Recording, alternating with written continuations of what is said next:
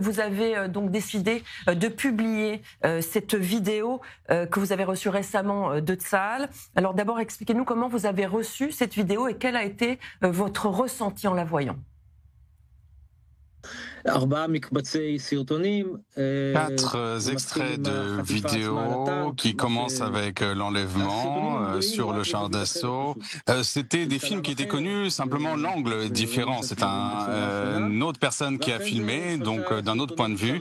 Et ensuite, il y a 3 vidéos courtes qui montrent comment Nimrod a été pris de la frontière en direction d'un véhicule dans la bande de Gaza et qui l'ont emmené vers l'enfer où il est encore aujourd'hui.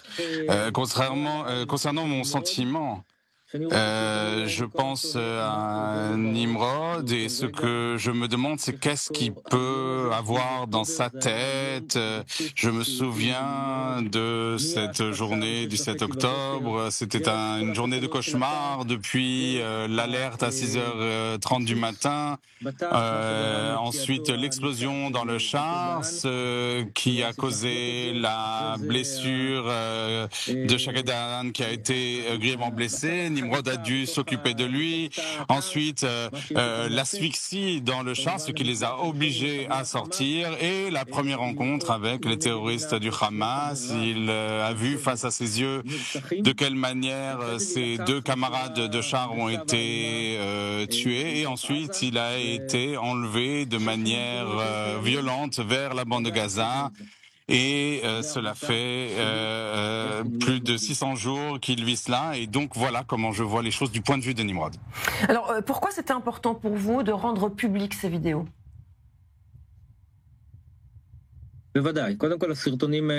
C'était important parce que ce sont des vidéos. Alors c'est des vidéos qu'on a reçues il y a 2 mois. Et on nous a dit ils envisageaient de publier une partie des vidéos parce qu'il y a encore des vidéos qui n'ont pas été publiées, des vidéos importantes qui sont dans les tunnels du Hamas et ils s'expriment face caméra. Alors, on a Nimrod, en 3 dimensions qui parle. Il est important de montrer ces images parce qu'il est important pour nous de montrer Nimrod comme un homme vivant.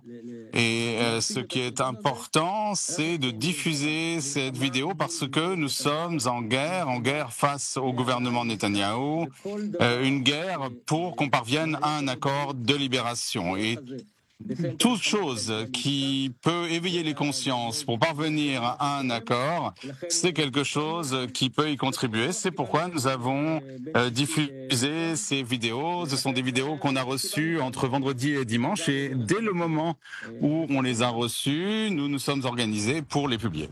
Alors, il y a une proposition d'accord sur la table. Il s'agit d'un accord partiel, ce qui veut dire que seulement une partie des otages vivants seront libérés dans un premier temps. Vous soutenez cette proposition ? Tout d'abord, je dirais qu'il n'est pas clair s'il y a un accord. Le Hamas a donné une réponse il y a une semaine. Or, le gouvernement Netanyahou n'a pas réagi, n'a pas répondu. Netanyahou a le temps, il compte les jours pendant lesquels il reste au pouvoir. C'est la seule chose qui l'intéresse. Et le Hamas a accepté les conditions posées par Netanyahou et Steve Witkoff. Et tout d'un coup, Netanyahou a dit: nous avons toujours demandé un accord sur tous les accords, alors que c'était tout nouveau. Netanyahou fait tout pour éviter un accord. En ce qui concerne un accord partiel, est-ce qu'il y aura un accord ou pas? En fin de compte, c'est la situation dans laquelle nous vivons. Nous avons un Premier ministre qui cherche à survivre politiquement et veut faire des accords partiels. Donc il faut commencer quelque chose pour terminer. Jusqu'en novembre 2023, Nimrod était à la 150e place. Maintenant, il est à la 20e. Alors bien sûr, il ne sera pas dans un accord partiel parce qu'il est soldat, parce qu'il est jeune, parce qu'il est en bonne santé, il n'a pas d'enfants. Donc il ne passe pas cette sélection faite par Netanyahou, donc dans le cadre d'un accord partiel, il ne sera pas libéré, mais il faut un début à tout. En espérant que si Netanyahou nous fasse la bonté d'accepter un accord partiel, j'espère que le monde, et je souligne, il s'agit du monde, j'espère que le monde ne laissera pas reprendre les combats et cela mènera à un accord total où Nimrod sera libéré. Nimrod est un soldat de Tsahal, c'est le pays, c'est l'État qui l'a placé le long de la frontière avec un char qui ne fonctionnait pas. À part l'avoir positionné des heures face aux terroristes, ça l'a tout fait pour qu'ils soient enlevés. Donc le gouvernement, l'armée nous doivent la libération de Nimrod. Ça n'est pas un service qu'ils nous rendent en nous fournissant des vidéos. Ils sont obligés, ils ont le devoir d'arriver à un accord pour libérer Nimrod et mettre fin à cette guerre. Alors Yehuda, vous appelez à une nouvelle journée d'action demain pour la libération des otages de Nimrod donc, et des 49 autres otages. Vous attendez une forte mobilisation ? Oui,